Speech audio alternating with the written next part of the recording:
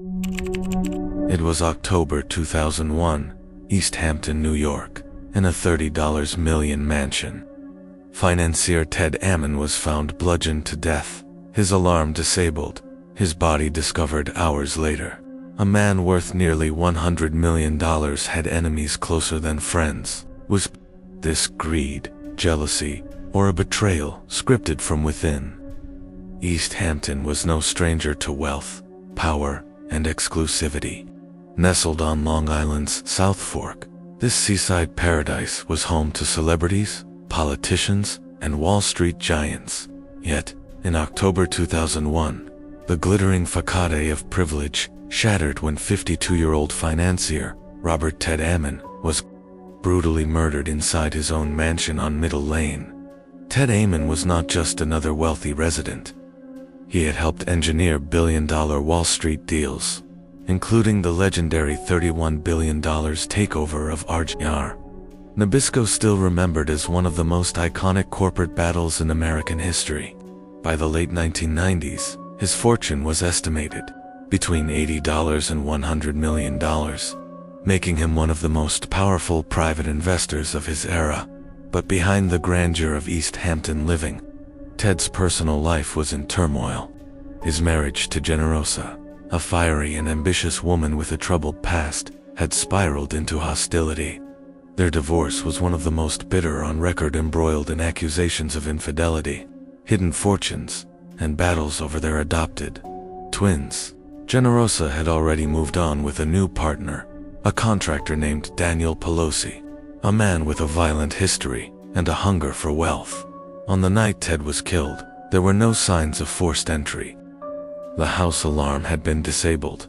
Whoever entered that mansion knew how to avoid detection. His lifeless body was discovered the next morning, naked and bludgeoned, his skull fractured by repeated blows.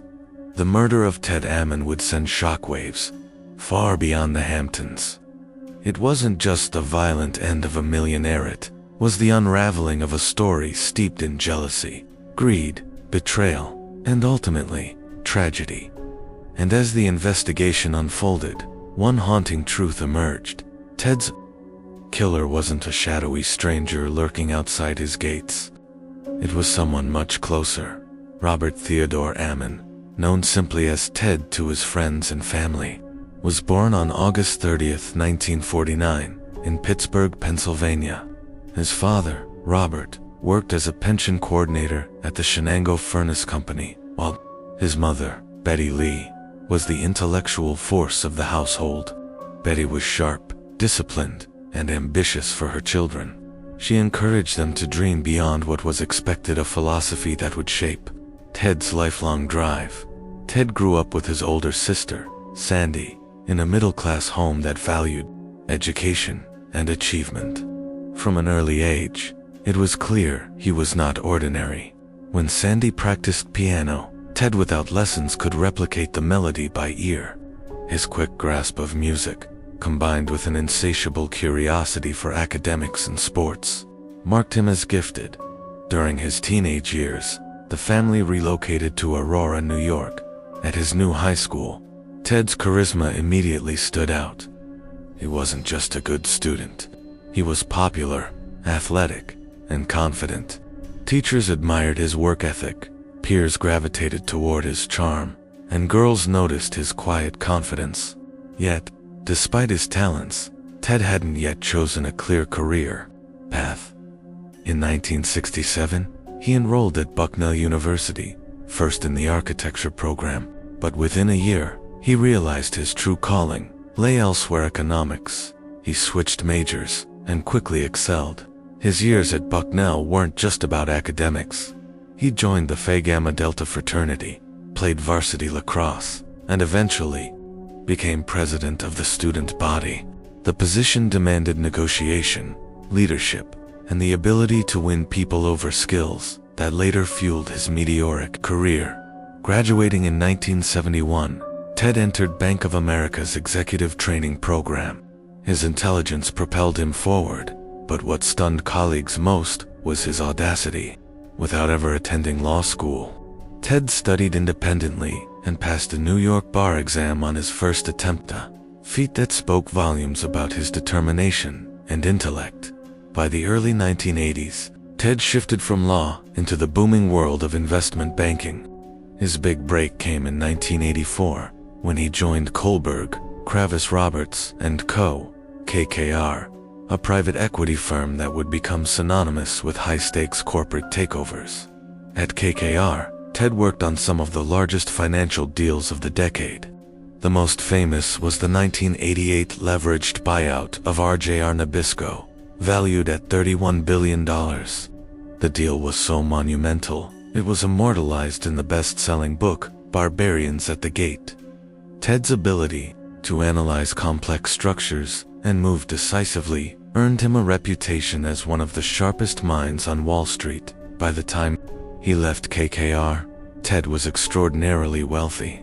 Estimates put his personal fortune between $80 and $100 million, a staggering leap from his modest upbringing. But wealth alone wasn't his goal. Ted craved independence. He launched ventures of his own, including Big Flower Press, a printing company, and Chancery Lane Capital, a boutique private equity firm. These businesses gave him the freedom to pursue investments without the constant spotlight of Wall Street's elite.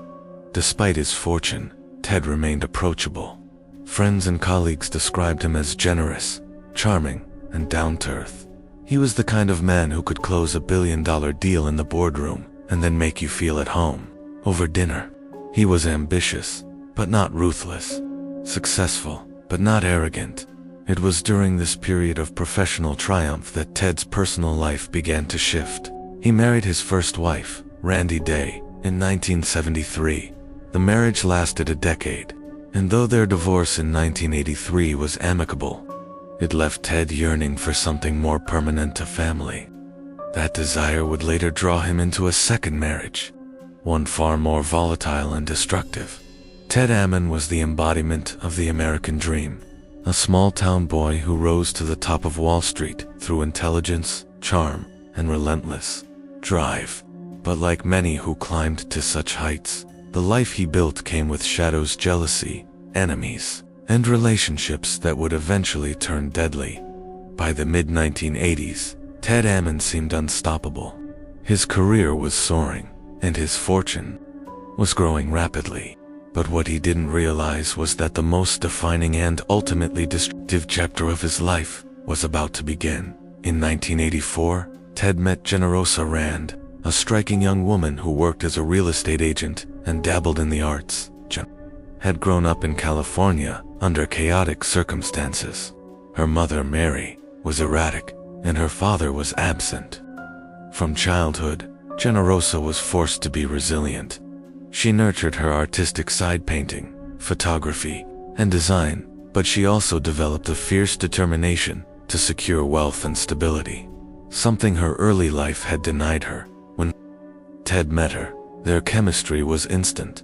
She was beautiful, intelligent, and ambitious. Within a year, they were living together. Generosa wanted marriage, and Ted, still recovering from his first divorce, hesitated. When she issued an relief, Ted resisted, and they briefly split. But fate brought them back together, and in 1986, they married. Their union was glamorous, but turbulent. Ted adored Generosa's artistic streak and indulged her passions, even financing her photography studio. But Generosa's insecurities and jealousy quickly surfaced. She monitored Ted obsessively, reading his correspondence, checking his phone, and accusing him of infidelity. Friends noticed her temper, describing her as volatile and controlling. Despite the conflict, the Ammons built a family. In 1992, after years of failed attempts to conceive, they adopted 2-year-old twins from Ukraine, a boy, Gregory, and a girl, Alexa. Ted poured his heart into fatherhood. By then, his fortune was estimated at nearly $100 million, and he built an East Hampton estate valued at over $30 million, a 12,000 square foot mansion with every luxury imaginable. Yet, behind the mansion walls, arguments escalated. Generosa often belittled Ted, comparing him to wealthier men, mocking his achievements, and accusing him of disloyalty. By the late 1990s, Ted began quietly discussing divorce with friends. In 2000, their marriage collapsed entirely. Generosa filed for divorce, demanding up to $300 million, though Ted's true assets were closer to $100 million. The case became one of the most bitter divorce battles in New York high society. Generosa returned to Manhattan with the twins, and in the middle of the townhouse renovation, she met Daniel Pelosi. Pelosi was everything Ted despised: a contractor with no license, a criminal record for assault and theft, and a reputation for arrogance. He was younger than Generosa, brash, and saw in her a golden ticket to a life of wealth. Generosa flaunted the relationship, introducing Pelosi to her children and parading him through Ted's social circles. Ted was furious, not just jealous, but genuinely fearful. He believed Pelosi was dangerous, both for his children and for himself.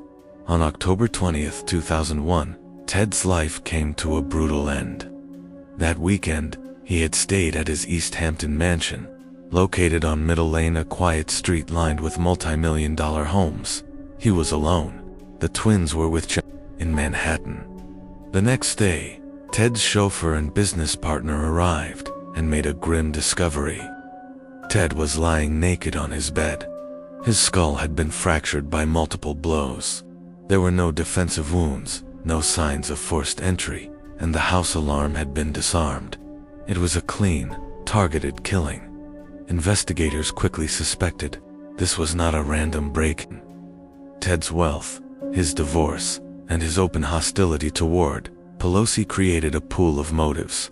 The brutality suggested anger, not greed. Nothing had been stolen. This was personal. Detectives soon learned of Generosa's ongoing divorce and her new relationship with Pelosi. Witnesses came forward, describing her bitterness and her open comments that Ted deserved to die. Even more damning was the testimony of acquaintances. One man claimed Pelosi bragged about going to Ted's house the night of the murder. Another described Pelosi returning covered in blood, muttering, "I think he's dead." Construction workers alleged Generosa had once offered $50,000 to have Ted beaten. Friends recalled her saying she wished Ted would just disappear. Still, investigators struggled with a major gap. There was no physical evidence linking Pelosi to the crime. No fingerprints, no DNA, no murder weapon. The case relied heavily on witness accounts. Meanwhile, Generosa inherited Ted's estate, worth nearly $97 million. Just 3 months later, she married Pelosi. To the outside world, it looked like motive made flesh, money, jealousy, and a new husband. But Generosa's own life was unraveling. In 2002, she was diagnosed with advanced breast cancer. Her behavior grew more erratic. At one point, she accused Ted of causing her illness by withholding information about a lump doctors had once noticed. By 2003, her health deteriorated rapidly. Before her death, she rewrote her will, limiting Pelosi to just $2 million and leaving the rest to her children and their nanny. She died in May 2003, never facing charges. With Generosa gone, all eyes turned to Daniel Pelosi. In 2004, prosecutors brought him to trial for Ted Ammon's murder. Pelosi admitted he had been at the East Hampton house that night, but denied killing Ted. He blamed Generosa, claiming she orchestrated everything. But witness after witness testified that Pelosi had bragged about committing the murder himself. Friends, associates, even his own father recounted how he talked about getting rid of Ted. The jury saw a pattern: a volatile man, living off a wealthy lover, with every reason to eliminate the husband standing in his way. On January 2005, Daniel Pelosi was convicted of second-degree murder and sentenced to 25 years to life in prison. He has continued to insist on his innocence, shifting blame to Generosa, who conveniently was no longer alive to defend herself. In the aftermath, custody of Greg and Alexa was awarded to Ted's sister, Sandra Williams. The twins grew up shielded from the chaos that had consumed their parents' lives. In 2012, As young adults, they co-produced a documentary titled 59 Middle Lane, revisiting the house where their father was killed and confronting the legacy of both parents. Ted Ammon's story remains one of the most haunting crimes in the Hamptons, proof that even behind the walls of mansions, betrayal and violence can shatter the illusion of safety. The murder of Ted Ammon remains one of the most chilling tales to emerge from the Hamptons, a world where power, money, and privilege promised security, but instead bred jealousy, betrayal, and violence. What makes this case unforgettable is not only the brutality of the crime, but the very human flaws that led to it. Ted Ammon was the picture of success, a small-town boy who scaled the highest walls of Wall Street, a man whose intelligence and charm built a fortune most could only dream of. Yet for all his wealth, Ted's greatest vulnerabilities came not from the stock market or rival bankers, but from the people closest to him, the woman he loved and the man she chose after him. Generosa Ammon was a complex figure. To some, she was a survivor, a woman who overcame a troubled childhood, carved her way into New York society, and built a family against all odds. But to others, she was deeply insecure, unpredictable, and consumed by resentment. Her bitterness toward Ted, fueled by jealousy and years of marital conflict, grew into an obsession that overshadowed everything else in her life. And then there was Daniel Pelosi, loud, brash, and opportunistic. Pelosi saw in Generosa a chance to live a life of luxury. He was not a man of patience or subtlety. He was a man who wanted the shortcut to power, to wealth, to influence. And Ted Ammon was the obstacle standing in his way. The crime itself was as personal as it was brutal. Ted's life ended not in a boardroom, not on Wall Street, but in the supposed safety of his East Hampton mansion. The blows that fractured his skull were more than physical strikes. They were symbolic of the greed and rage that had festered in his closest relationships. Justice, when it came, was partial and imperfect. Pelosi was convicted and sentenced to life in prison, but questions lingered. How much did Generosa know? Was she the mastermind, pulling strings from the shadows? Or was she a pawn in Pelosi's hands? With her death in 2003, those questions went unanswered. The truth, perhaps, was buried with her. For Ted's children, Greg and Alexa, the story did not end in the courtroom. They grew up without both parents, one murdered, the other consumed by anger and illness. In telling their story through the documentary 59 Middle Lane, they reminded the world that true crime is not just about the shocking headlines or the courtroom verdicts. It's about the families left behind, the children forced to live with legacies of violence, and the scars that never truly heal. The Ammon case is a cautionary tale. It reminds us that beneath the polished veneer of wealth and privilege, darkness can lurk. No amount of money, no mansion in the Hamptons, no Wall Street fortune can protect a person from betrayal by those they trust most. And perhaps that's why this story endures, because it forces us to ask unsettling questions. How well do we really know the people we let into our lives? How far would someone go for wealth, for revenge, for power? As we close this story, remember, crime leaves echoes long after the headlines fade. Ted Ammon's murder was more than a case. It was a tragedy that shattered lives, exposed vulnerabilities, and showed us that the greatest dangers often come from within.